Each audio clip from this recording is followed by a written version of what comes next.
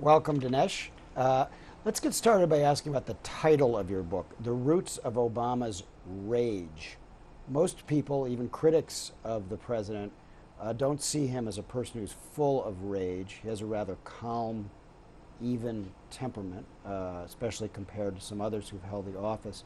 What evidence do you have that there's any rage at all within Barack Obama? I think the people who say that Obama is calm and serene and cerebral are right, but he's calm and cerebral about things that don't fundamentally move him in a passionate way. So, for example, some people on the liberal side have said, we notice that Obama shows no passion when he talks about poverty or the inner city or civil rights. But I think the reason for that is that those issues are not primary for him at all. Now, contrast this with the way Obama talks about, for example, Wall Street or the banks or the insurance companies or the pharmaceutical companies or the oil companies, and then you notice that his lip curls and his voice goes up a pitch and he begins to use words like kicking their butt. In other words, the anger does begin to seep out when he's talking about the guys at the top that, in a way, I think are the targets of his rage. Well, we'll get into the specifics of whether that constitutes rage in a few moments, but to give viewers a little better sense of who you are, you write a lot in your book about Obama's father, Barack Obama Sr., whom he met only once in his life when he was a little boy growing up in Hawaii. Tell us, if you could, about your own father, what he read, what he wrote, if anything, and what kind of business he was in and what kind of influence he had over you. On me? Well, I come from an intact family, very different than Obama. My father was a chemical engineer, my mom a housewife. I grew up in India and Bombay. So I have a kind of third world background, if you will. Although my family is westernized, we spoke English at home. We were bilingual, Hindustani also. So my dad worked for pharmaceutical companies. We were in the middle class. We grew up without luxury, but not lacking for anything. I went to Jesuit schools run by Catholic missionaries. I think my father had a huge influence on me. In fact, a profoundly shaping influence on me. I share many of his values. Do you believe that you should be held accountable for what your father believed, whatever his belief system might have been? No, of course not. In other words, I don't think you can automatically impute parental opinions to the children, no. But isn't that kind of what you're doing, honestly, in your book? Let's look. Obama was asked by the publishing industry to write a book, an autobiography. And he wrote a book significantly titled Dreams from My Father. Not Dreams of My Father. I'm not writing about my father's dreams. Dreams from my father. So the dreams i.e. Obama, got from his dad. And if you read the book, his dad is a powerful presence in the book, even though he was an absence in Obama's life. I'm kind of reminded of the line in Homer's Iliad where Achilles, the main character, is missing for many chapters, and Homer writes, Achilles absent was Achilles still. So even off stage, Achilles is kind of driving the narrative. And I think so it is with Barack Obama Sr. Even though he's not there, Obama is obsessed with him, he's pursuing him, he's trying to find out about him, and in fact, he's trying to shape his character and his values in the image of his father. But shouldn't he be judged on what he does and says in his own life rather than trying to impute things to him based on something that his father, who he's also in some interviews and in the book quite critical of, to judge Obama on his father's life? Isn't there something that's a little unfair about doing that? Well, let's remember that Obama says of his father, it was into my father's image, the black man, son of Africa, that I had filled all the attributes that I sought in myself. In other words, and I quote from Newsweek, from the magazine you work for, Sarah Obama, Obama's granny, his grandmother, who says, I look at them and I see all the same things. The son has taken everything from the father. So, in other words, I'm not making this up. The theory that Obama is shaped in the image of his father is in Obama's own book. Now, all I'm doing is saying, yes, we should judge Obama by his actions, but it's not unreasonable to ask, does Obama's compass, his ideological framework, which he may have gotten from his father, help us to understand what he's doing and what he will do in the future?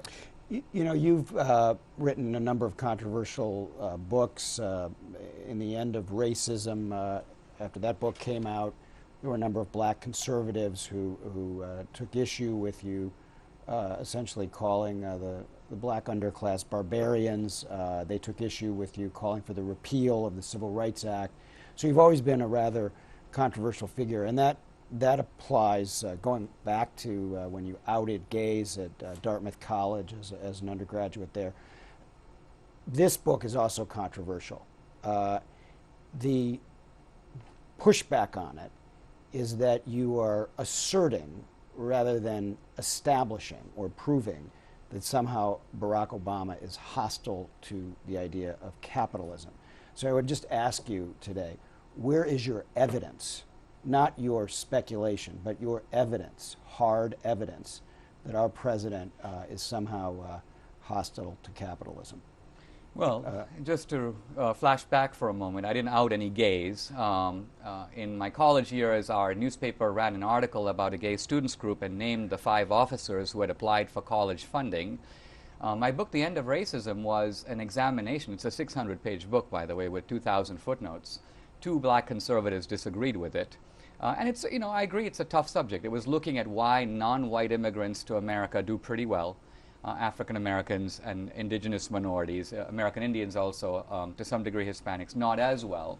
So these are legitimate subjects to look at. And because I've grown up in a different country, I feel like I see America from the outside and from the inside, and that gives me a certain perspective. So maybe that's one reason my work is controversial. Now, coming to Obama, what is the evidence that he dislikes capitalism? Yeah.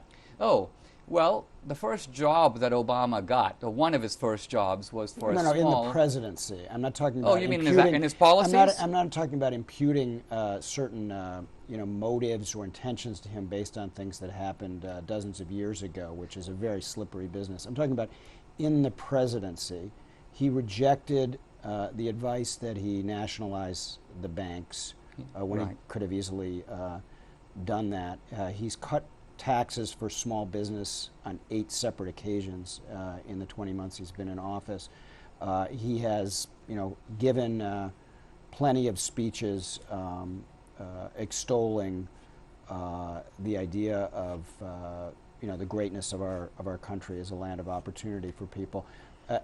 Please, if you could, give me an example of something that he has said, beyond being critical of fat cat bonuses or whatever he might have called them, where he has actually shown an underlying hostility to capitalism. You call him menacing. That's a very strong term, that he's a menacing president. And I'd just like to know a little more of your evidence. I think his menacing influence is more in foreign policy. But let's talk about capitalism. There was a debate in the 20th century over capitalism versus statism, a debate that capitalism was widely believed to have won. Even Bill Clinton prominently declared that the era of big government is over.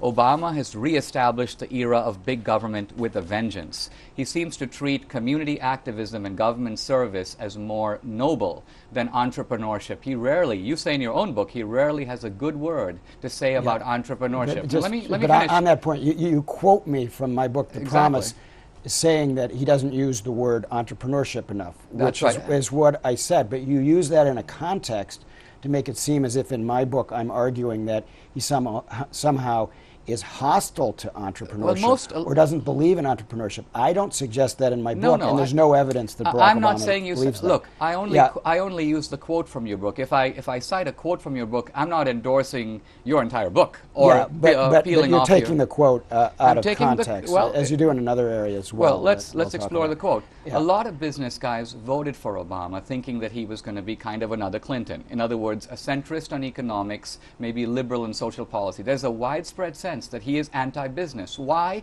Because he has greatly expanded the sphere of the federal government in a number of areas where its touch was pretty light. Automobiles, energy, healthcare, financial regulation, the banking, mortgage lending. Now, you might say this is all good, and as a liberal, you might think it's wonderful. No, that's not what we're talking about. But the truth of it is, isn't it a fact that Obama has racked up the spending, has always talked about sticking the tab to the rich, and has increased federal control, not nationalization, but federal control over large sectors of private enterprise, and all of this has put business on strike. Okay. I mean, if you want to know why our economy isn't doing well, one possible explanation is Obama is anti-business, and businessmen know that. They're not on strike. The market's doing very well. But and let me just take. You say he has done nothing more than what he you say that he's very different in the campaign.